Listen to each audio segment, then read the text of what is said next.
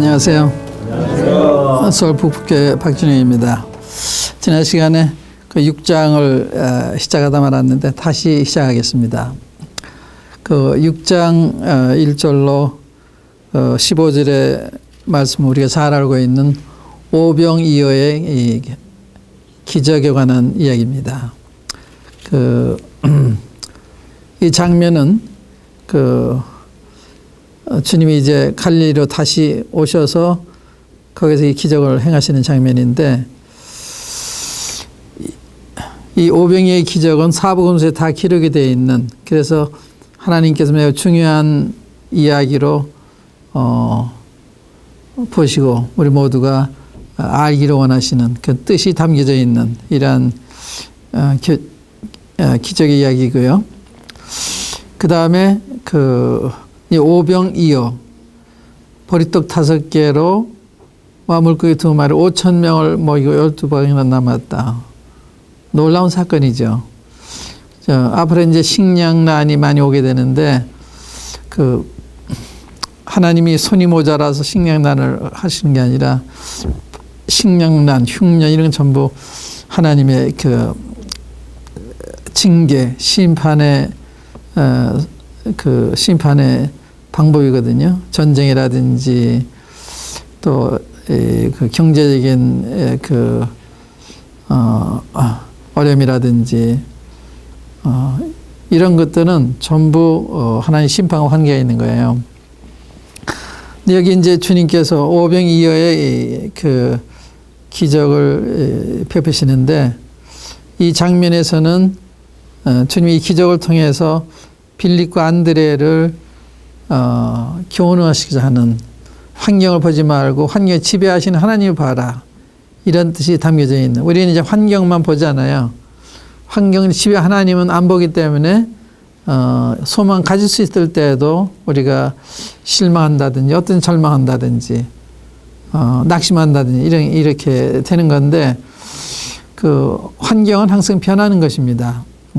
오전에 음지였던 것이 오후가 되면 양지가 되고, 또 오전에 양지였던 것이 오후에는 음지가 되고, 그러니까 환경은 변하고 환경 하나님이 지배하시는데, 그래서 이 환경을 보면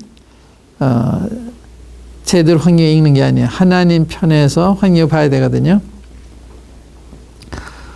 여기 이제 주님이 행하신 기적을 보고서 많은 사람들이, 명절이 이렇게 모였지만 많은 사람들이 모여서 아마 4,5천 명이나 혹은 10,000명이나 이렇게 많은 사람들이 모였는데, 우리가 이제 5장에서는 우리 주님이 생명을 주시는 분으로 이렇게 증거가 되어 있는 반면에, 6장에서는 우리의 생명을 지탱해 주시는 분, 우리의 생명의 필요 혹은 생활의 필요를 공급하시는 분으로 이게 이제 소개가 되어 있는데, 여기 이제 주님이 무리들을 보시고 질문하시잖아요. 여기 5절에 보면 예수께서 눈을 들어 큰 무리가 자기에게로 오는 것을 보시고 빌립에게 이르시되, 우리가 어디서 떡을 사서 이 사람들로 먹게 하겠느냐.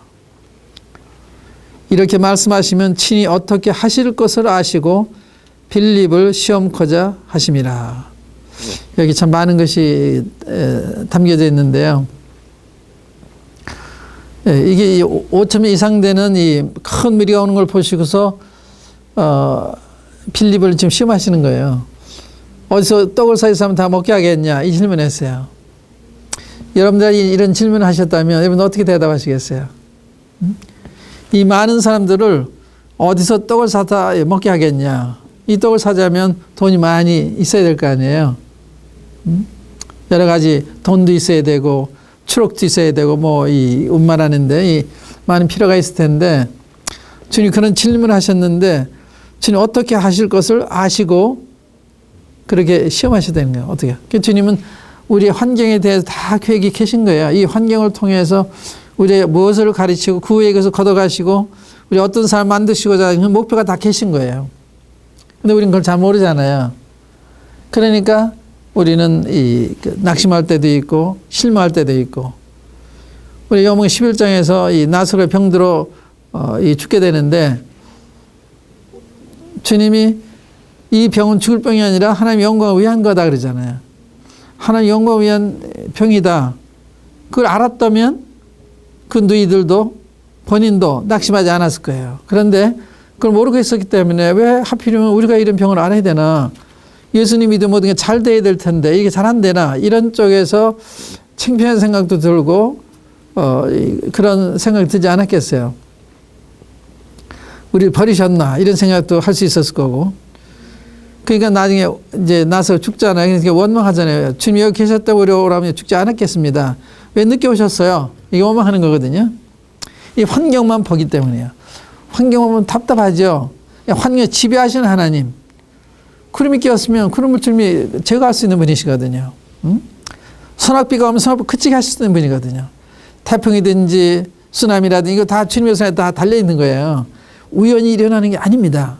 이 파도라든지 흉년이라든지 전쟁이라든지 그 농사가 실패한다. 이 모든 게 전부 하나님 또 관계에서 장사가 잘 안 된다. 이게 하나님 또 관계가 그냥 오는 게 아니에요. 많은 사람들은 환경 자체 보는데 그렇지 않아요. 하나님이 그 우리에 대한 뜻이 계셔서 어떻게 하실 것 아시고 시험하시기 위해서 이런 중에 저가 누굴 바라볼까? 환경을 바라볼까? 나를 바라볼까?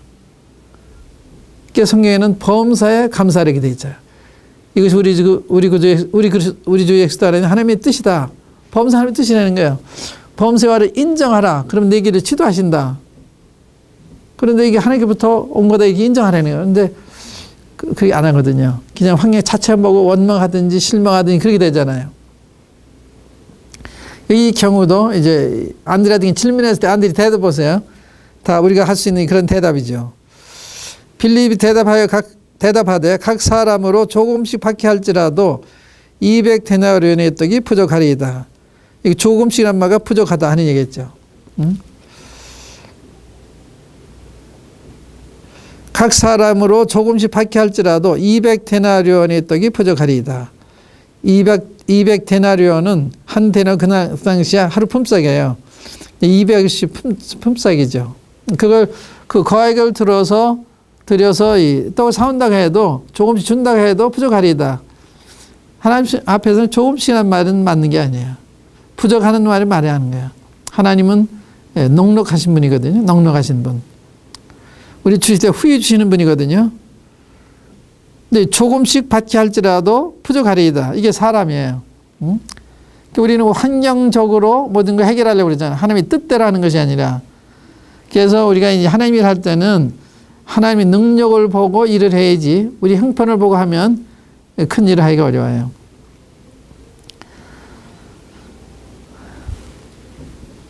그 다음에 이제 8절에 보면 제자 중 하나 곧 시몬 베드로의 형제 안드레가 예수께 여짜오되 여기 한 아이가 있어 보리떡 5개와 물고기 2마리를 가졌나이다.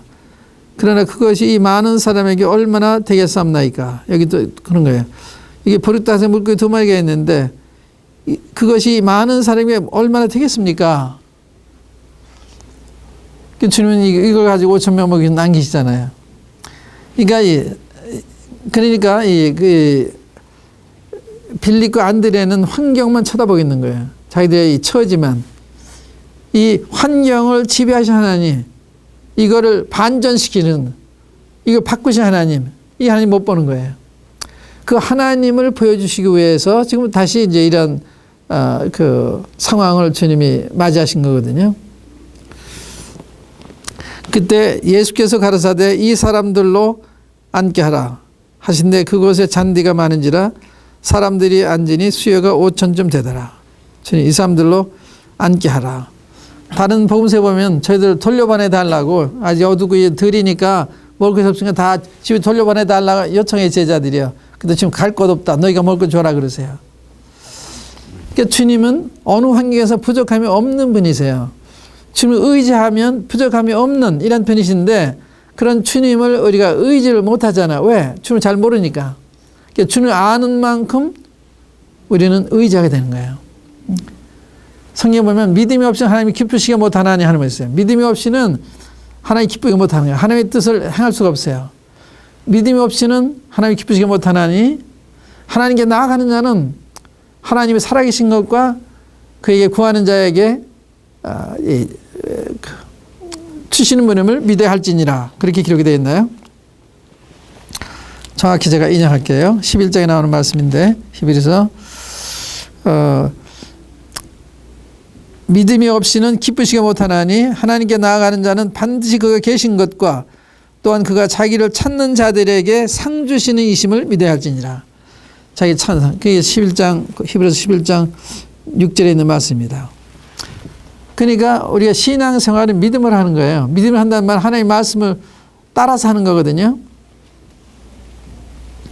또 하나님의 어떠하심을 따라서 하는 거예요. 하나님이 어떠한 우리가 부탁하시면 그걸 할 수 있게 해 주실 거라고 믿고 따라야 되는 거예요. 아까 박관준 장로님에 말씀 드렸는데 그 외정 때 그 일본 사람들이 우리 그 민족을 학정하고 그러니까 학대하고 착취하고 그러니까 하나님께서 이 박관준 장로님한테 안희승과 함께 일본에 가서 일본 국회에 가서 일본을 회개하지 않으면 유황불에 망한다고 전해라. 그것이 실천하는데 어떻게 하느냐. 난리통이잖아요. 전쟁통인데 이 박관준 장로는 이 평양 근처 어느 그 곳에서 이 장로회를 보고 계셨고 안희승 여사는 여학교 선생을 있다가 신사참배에 그 절을 안에서 붙잡혀 가서 취재받다가 도망 나와서 평양 어디 숨어서 지나는 중이에요. 서로 만난 적도 없고 이제 어디 있다는 것도 모르고 그런데 지금 안희승 여사 만나서 가라 그러니까 만나게 해줄 것을 믿은 거예요. 그거 맞잖아요. 만나러 해서 만나게 해줄 거 아니에요.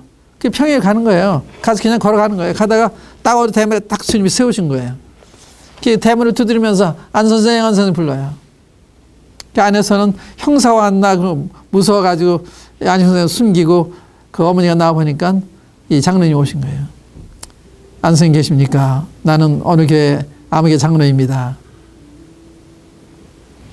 그리고요, 또 일본에 가려면 지금 같으면 이제 비자가 있어야 되는데 그때는 도광증이라는 게 있었는데 도광증이 있어야 되는데 박은진 장로는 그 신사 참에 반대하는 분이 그러니까 요주인 인물이라고요. 이런 분한테 비자 줄 리가 없죠. 도광증 안 주죠. 이 안희승 여사는 이제 여교사이기 때문에 그걸 받을 수가 있었고 그래서 가라고 해서 보내줄 거 아니냐. 그래서 그냥 부산에 가서 이제 배를 타는 거예요. 거기 이제 다 조사를 하는데 이분이 지나갈 때는 조사 안 해요. 그런 일은 많이 일어납니다. 이 공산군 선교하는 분들이요. 이 성경하고 책도 많이 가지고 가면 다 뒤지는데 그걸 못 찾는 거예요. 바로 운전석 옆에 놔도 운전석 놓고 거기다 이제 사학기도 놓고 거기다 위에는 책을 놓고 바퀴가 다 검사를 하는데 안 하는 거예요. 그런 기적들이 많습니다. 그런 일을 할 때. 그래서 이 하나님은 우리 환경을 지배하시는, 우리를 뭐라고 하라고 하시면 그게 책임지시는 이런 분이신 거예요. 주님이 5,000명 먹이신다 그러시면 하나님의 계획이 계신 거예요. 어떻게 준비하면 될까요? 말씀을 드리면 될 터인데, 여기 이렇게 물으니까 예수님이 누군지 아직 모르니까 이 사람들의 조금씩 나눠줄지라도 200데나리온의 떡이 부족하리다 그러잖아요. 예수님 앞에서. 예수님 그런 얘기 하면 안 되죠. 그렇죠. 우리가 이제 영어 사정을 공부할 때도 네게 말하는 물 좀 달라니까 누구냐 알았더니 네가 그에게 구했을 것이요 그는 네게 생수 줬을 거다. 그러니까 이 물은 깊고 물 그리 길이도 없는데 어디 생수 얻겠습니까? 그러잖아요. 예수님 누군지 모르니까. 예수님은 물이 깊은 게 아무 상관이 없는 거예요. 물 길이 그릇이 없는 아무 상관이 없는 거예요. 전능하신 분이시니까. 우리가 믿는 하나님 그런 분이거든요. 하루 하나님께서 아브라함을 부르셔가지고요. 밤하늘에 하늘을 쳐다보라고 하신 다음에 그 별이 많은 걸 보고서 내 자손이 이와 같으리라고 말씀하셨어요. 그땐 아브라함이 100세가 된 때예요. 아브라함에게 아기 낳을 수 있는 때가 지난 거예요. 아내도 90세고 100세 오니까 아기 낳을 수가 없어요. 그런데 하나도 없는데 자손이 저까지 많을 거라 그러는데 아브라함이 믿었다 그랬어요. 근데 그 하나님 의로 여기시다 그랬는데 이 믿음에 관한 해설이 로마서 4장에 나와요. 한번 열어보겠습니다. 손 놓으시고 로마서 4장 한번 열어보세요. 로마서 4장 그 뒤쪽으로 해서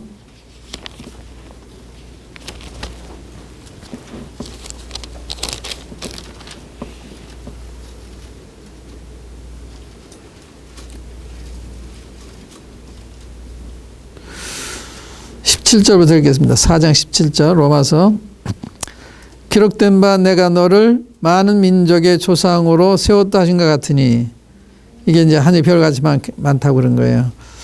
그의 믿은 바 하나님은 죽은 자를 살리시며 없는 것을 있는 것 같이 부르시는 이시니라. 아브라함이 바랄 수 없는 중에 바라고 믿었으니 자기 육체로 볼 땐 바랄 수 없는데 바라고 믿은 건 하나님이시니까 전능하시니까 바라고 믿었으니 이는 네 후손이 이같으리라 하신 말씀대로 많은 민족의 조상이 되게 하려 하심을 인함이라. 그가 백선화 되어 자기 몸에 죽은 것 같음과 사라의 태에 죽은 것 같음을 알고도 믿음이 약해지지 아니하고 믿음이 없어 하나님의 약속을 의심치 않고 믿음에 견고해져서 하나님께 영광을 돌리며 약속하신 것을 또한 능히 이루실 줄을 확신하였으니 그러므로 이것을 저에게 의로 여기셨느니라. 그런 거예요. 신앙이 그런 거예요. 하나님이 약속하시면 우리한테는 불가능하지만 하나님한테 불가능한 게 아니에요. 그러니까 우리의 그 경험이나 우리의 생각이나 우리의 지혜나 대로 생각하면 옳은 게 아니고 이 하나님 편에서 보고 하나님의 말씀을 따라서 생각해야 그게 바른 생각이 되는 거거든요. 그런데 이 안드레 빌립은 역시 그러한 전능한 하나님으로 못 본 거지 아직까지는. 막 우리가 이때 있어 우리가 이 이상 더 대답 못했을 거예요. 그런데 주님께서 이 사람들을 앉게 하라 하신데 그것의 잔디가 많은지라 사람들이 앉으니 수요가 5천쯤 되더라. 예수께서 떡을 가져 축사하신 후에 앉은 자들에게 나누어 주시고 고기도 그렇게 저희의 원대로 주시다. 저희가 배부른 후에 예수께서 제자들에게 이르시되 남은 조각을 거두고 버리는 것이 없게라 하심으로 이에 거두어 보니 보리떡 5개와 물고기 보리떡 5개로 먹고 남은 조각이 12바구니에 찼더라. 예수 축사하신 후에 이걸 나눠주라고 그런 거예요. 보리떡 5개 가지고 물고기 2마리. 그러니까 자꾸 이 나눠주는 대로 막 증식이 되는 거예요. 이게 창조의 능력이잖아요. 보리떡 5개로 5천 명을 먹이고 12번이 남았으니까 이게 창조의 능력 없는 거 있게 하시는 거 아니에요. 어? 그 능력이거든요. 이 아브라함이 100세 때 그 자식 주신 거나 이거는 다른 게 아니에요. 저희 원대로 주셨다 그러지. 원대로. 저희는 부족하리이다 그랬는데 주님은 원대로 조금씩 게 아니라 배불리 먹고. 사람이 생각하고 하는 일과 하나님 생각하시고 하는 일이 이게 다른 거예요. 하나님은 넉넉하신 분이시죠. 하나님이 하시면 못할 일이 없으신 거예요. 제가 전에 30여 년 전에 극동방에서 방송을 했는데요. 보통 목사님들은 일주일에 한 번 그 시간을 사는 전 2시간 했어요. 수요일과 토요일 날. 그러니까 전파가 많잖아요. 또한 제가 이 증간 말씀을 또 책자를 만들어서 그 원하는 청취자들한테 3,000권 인쇄해서 이렇게 나눠줬거든요. 근데 재정적으로 그때 그 할 수 있는 형편이 아니에요. 저희 교인들이 몇 명 안 되고. 그런데 전파료 다 주시고, 책자 인쇄가 다 주시고, 부족함이 없었어요. 전 사람한테 도와주시는 적이 한 번도 없어요. 그러니까 하나님은 살아 계셔서 다 하시는 거거든요. 그 한 프로그램 사사는 것도 복잡한 거예요. 난 2개를 제가 주님 앞에 그렇게 구했어요. 나 다 주시더라고요. 전 전파료만도 그랬는데 책 인사해서 무료로 나눠주는 거죠. 그거 다 주시더라고요. 그러니까 하나님은 살아계시면 제가 주님만 의지하는 목회를 하고 있다고 그러잖아요. 제 필요 다 공급하시고 아이들 학비도 다 공급해 주시고 결혼식도 다 시켜주시고 주님은 놀라우신 분입니다. 살아계신 분이에요. 그 말씀대로 하면 하나님께서 이루어 주시는 그런 분이시죠. 또 한 가지 우리가 주목할 것은 여기 주님이 배부른 후에 제자들에게 이르시되 남은 조각을 거두고 버리는 것이 없게 하라. 이 놀랍습니다. 주님이 풍성을 주신다고 낭비하면 안 되는 거죠. 예, 우리가 검소하게 이런 걸 잘 보관해 두었다가 사용하고, 그러니까 우리가 농락한가하고 농락해서 어떻게 쓰느냐 하는 우리의 태도하고는 다른 거죠. 항상 검소하게 있는 것을 잘 간수하는 거, 보호하는 게 중요하다는 걸 이제 배울 수가 있고요. 여기 사람들 보세요. 14절에 보면 그 사람들이 예수 행하신 이 표적을 보고 말하되 이는 참으로 세상에 오실 그 선지자라 하더라. 그러므로 예수께서 저희가 와서 자기를 억지로 잡아 임금 삼으려는 줄을 아시고 다시 혼자 산으로 떠나가시니라. 표적을 보고 세상에 오실 그 선지자라고 했죠. 세상의 구주가 아니고 내 구주로 오신 게 아니고 자기들 관련이 아무 상관이 없는 거예요. 개인적으로 이분이 필요할 텐데, 가족적으로 필요할 텐데 그 생각 못 하는 거예요. 이 떡 문제만 해결해 주는, 아까 이 기적하는 분으로만 알기 때문에 내가 표적과 기사를 보지 않으면 도무지 믿지 않을 거다 말씀하신 것처럼, 그저 이 빵을 나눠주는 사람으로, 경제적으로 우리를 농락해 주는 분으로만 만족하는 거예요. 그래서 이분을 따라가면 빵 문제는 해결이 되겠다. 그래서 억지로 임금 삼을 할 때 예수님 피하시잖아요. 다시 말해 예수님 우리 육체를 위해서 오신 분이 아니라 우리 영혼을 위해서 오신 거예요. 우리 영혼의 필요가 더 큰 거예요. 지금 그것을 가르치기 위해서 보이는 육체에 필요한 양식을 이렇게 주님이 증식하시는 이런 기적을 보이신 거거든요. 이 기적 자체는 그 영적인 교훈을 하시기 위해서 이렇게 하신 거예요. 그런데 제자들은 이 영적인 교훈을 받지 못하고 그 우리 육체의 그 양식을 예수님만 따라다니면 문제 없겠구나, 이 정도 보는 거예요. 주님 반대로 보시는 거예요. 우리 영혼을 더 먼저 생각하십니다. 왜 육체는 100년도 안 가는 거지만 우리 영혼이 영원히 존재하는 거니까, 그래서 우리 영혼을 중심으로 우리를 교육하시는 거예요. 영혼을 중심으로. 어떤 데는 영혼을 구원하기 위해서 육체를 아프게도 하시고 불치병에 걸리게도 하시고 교통사고를 당하기도 하시고 이런 일 하시는 거예요. 영혼을 살리기 위해서. 그렇지 않으면 사람이 교만해서 마음을 안 낮추거든요. 사람들이 믿을 때는요, 평범한 환경, 좋은 환경에서는 잘 안 믿어요. 어려운 일을 당해야 그때 이제 하나님 무릎 꿇고 하나님 살려주십시오. 저 이런 데서 건져주시면 주님을 잘 섬기겠습니다. 이런 거거든요. 이 평범할 때 하나님 축복 속에 믿으면 더 좋은데 사람들이 마음이 그게 안 돼요. 그래서 하나님 고난을 사용하지 않으실 수가 없는 거예요. 이 고난을 사용해서 오도록 하는 거예요. 이게 대개 고난 중에 오잖아요. 여기도 이 기적을 보면서 주님에 대해서 이 바른 자세 못 취하잖아요. 그 임금 삼으려고 내 구주 삼으셔야지. 내 구주로, 내 주인으로, 내가 섬길 분으로 이렇게 생각해야 되는데 그냥 빵 문제 해결하는 이런 분으로만 자기 편의에 도움이 되는 이런 분으로만 지금 생각한 거거든요. 많은 사람이 예수는 그렇게 생각하는 거예요. 편의주의적인 예수님.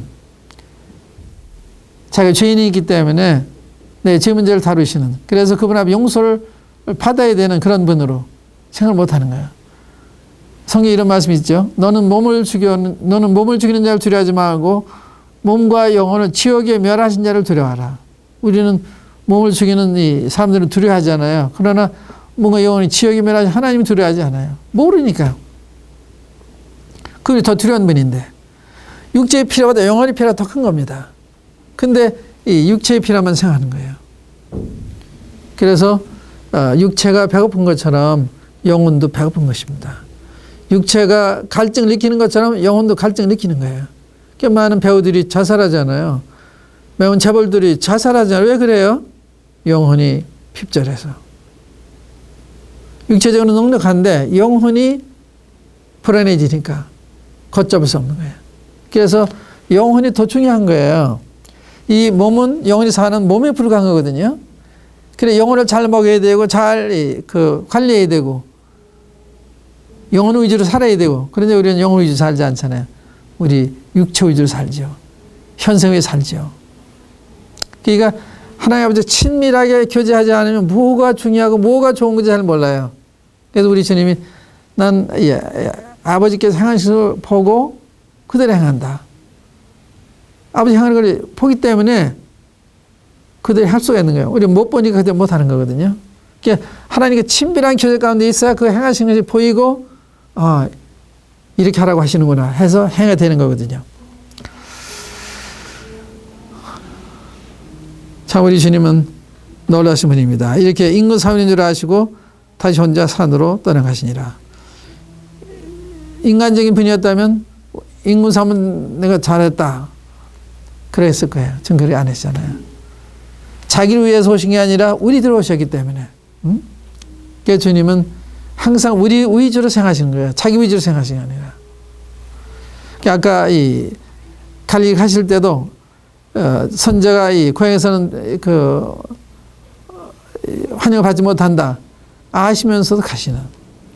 사마리아도 주님이 가시잖아요. 전부 사랑이라 이게.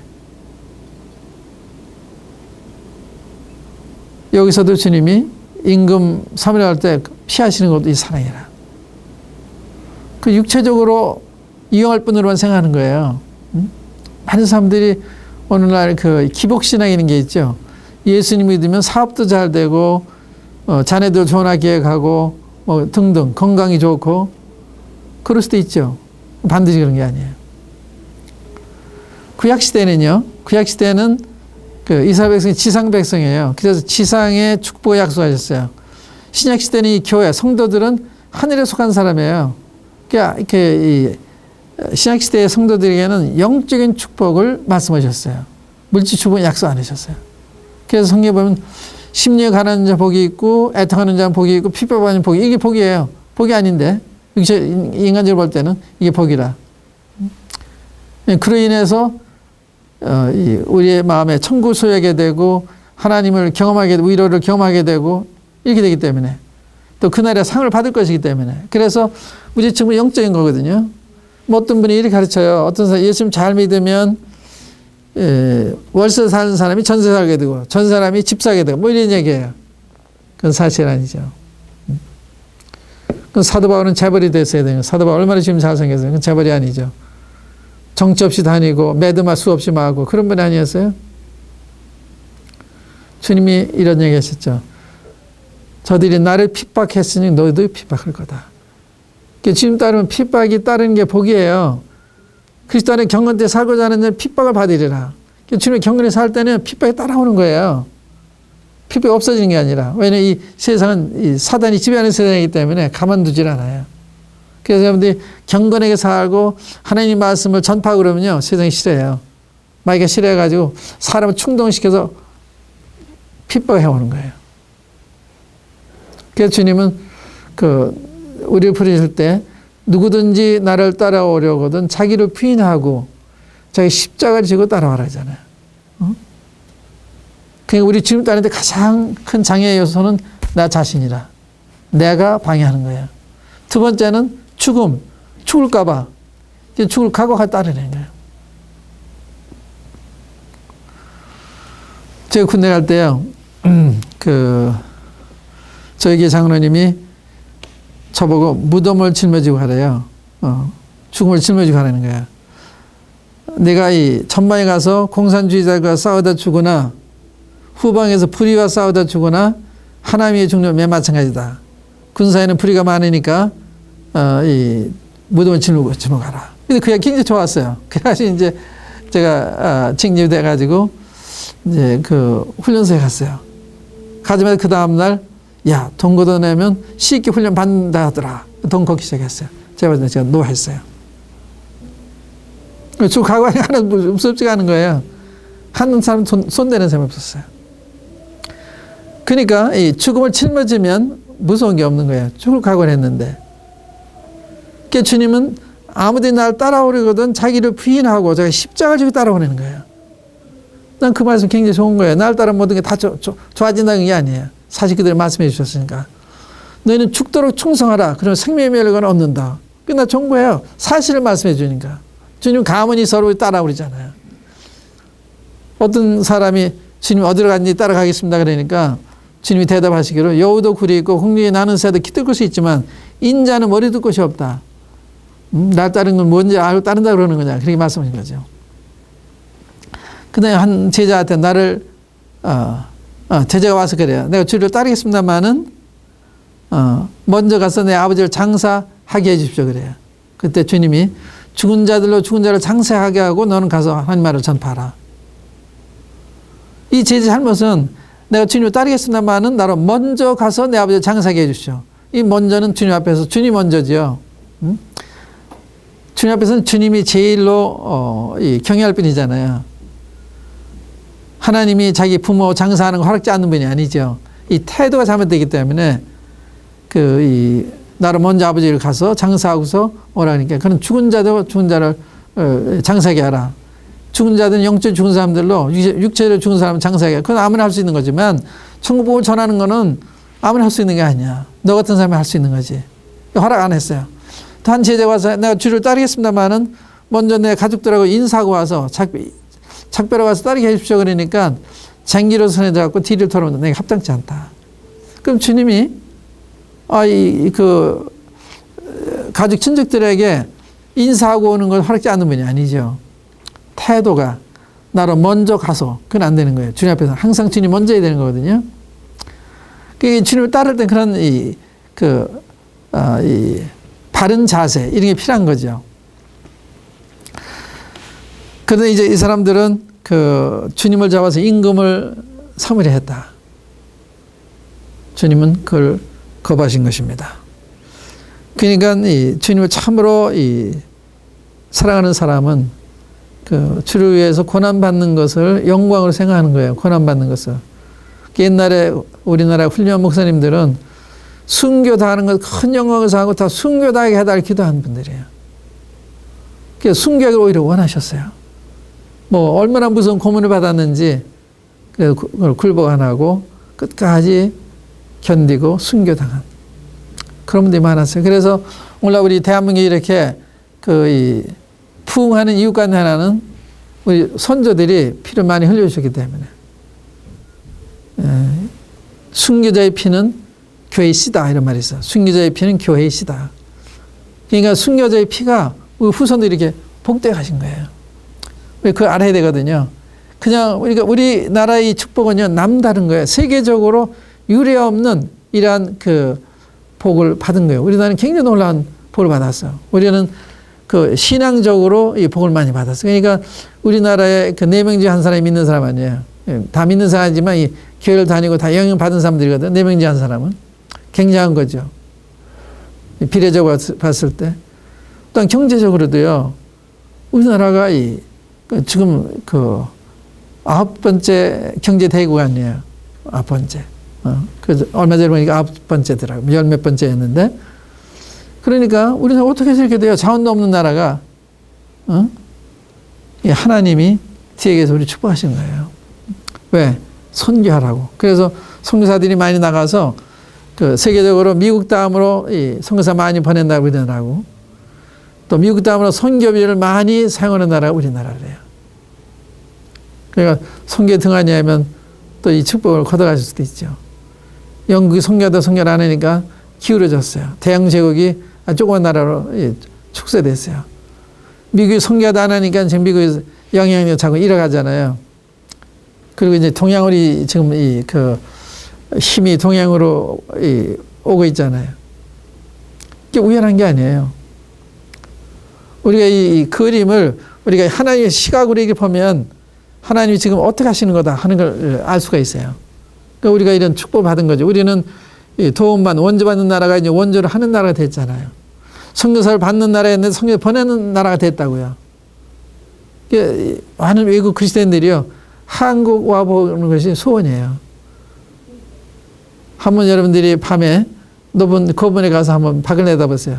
십자가 얼마나 많은지 한 건물에 2개도 있고 이렇게 많은 나라예요. 그러니까 우리가 영적으로 큰 축복을 받았고 물질적으로 축복을 받았고 유례가 없는 거예요. 우린 그렇게 잘 될 수 있는 나라가 아니에요. 그런 하나님이 우리에게 축복하셨거든요. 그 다음에 이제 여기 하나 더 보겠습니다. 16절에 보면 저물매 제자들이 바다에 내려가서 배를 타고 바다를 건너 가버나움으로 가는데 이미 어두워졌고 예수는 아직 저에게 오시지 아니하셨더니. 여기 이 모습은요, 주님과 우리의 관계, 제자들이 이제 배를 타고 바다를 건너가는 장면. 우리가 인생이라는 게 이런 이 파도가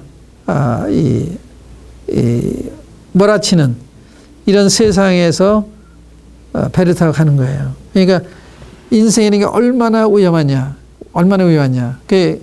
이화대학의 김한남 박사님이 쓴 찬송이 있어요. 그 찬송에 보면은 이 배 한 척이 이 파도에 떠 있는데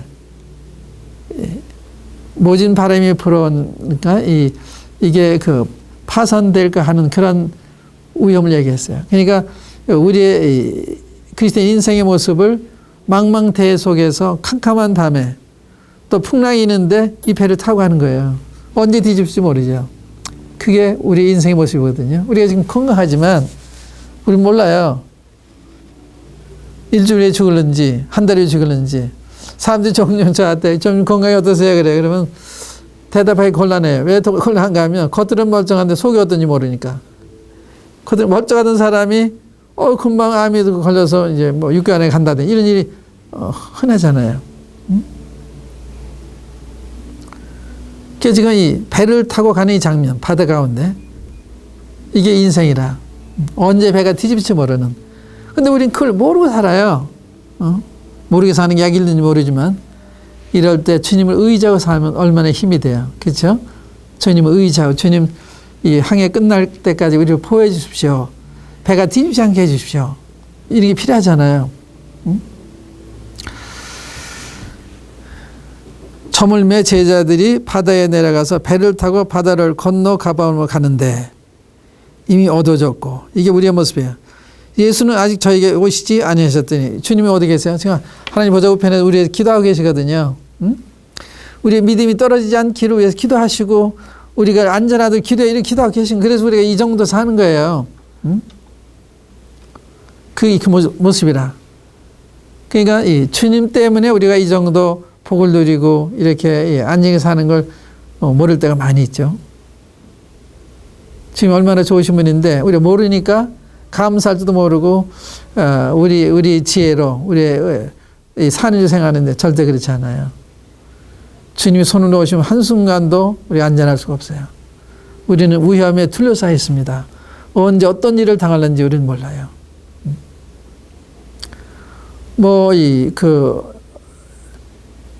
토네이도라고 하는 게 있어요. 토네이도.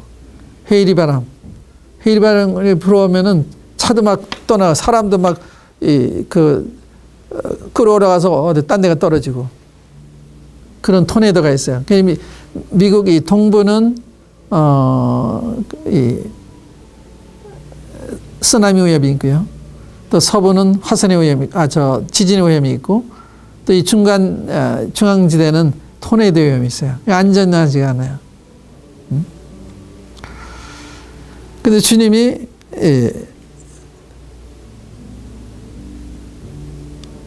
아직 저에게 오시지 아니하셨다. 우리 주님이 제 이름 기다리고 있잖아요. 주님이 저 하나님 보좌 앞에 기도하고 계시거든요. 이런 장면이죠. 큰 바람이 불어 파도가 일어나더라. 이런 게 우리도 지금 전쟁에 큰 바람이 언제 불어올지도 모르죠. 이런 상황에 놓여 있는 거거든요. 제자들이 노를 저 10여리쯤 가다가 예수께서 바다 위로 걸어 배에 가까이 오심을 보고 두려워하거늘. 주님이 이 상황을 보고서 도와주러 오시는 거예요. 이 위기에. 우리 주님은 죽은 우리한테 생명을 주는 분뿐만 아니라 우리 인생을 살아가는데 필요한 양식을 주시는 분뿐만 아니라 위험에 처했을 때 우리를 보호해주고 건져주시는 이런 분이라. 그래서 주님이 바다 위를 걸어오실 때 제자들이 두려워한 거예요. 가라사대 내니 두려워 말라 하신대. 얼마나 좋은 말씀이에요. 내니 두려워 말라 하신대. 이에 기뻐서 배로 영접하니 배는 곧 저희의 가려던 땅에 이르렀더라. 내니 두려워 말라. 이거면 다 되는 거예요. 주님이 나한테 말씀 한마디 주시면 안심하게 있을 수가 있어요. 우리는 그게 필요한 거예요. 어려울 때 주님의 음성이 필요해요. 주님이 일하신 주님이십니다. 이번에 의지하고 사시기 바랍니다. 이상입니다.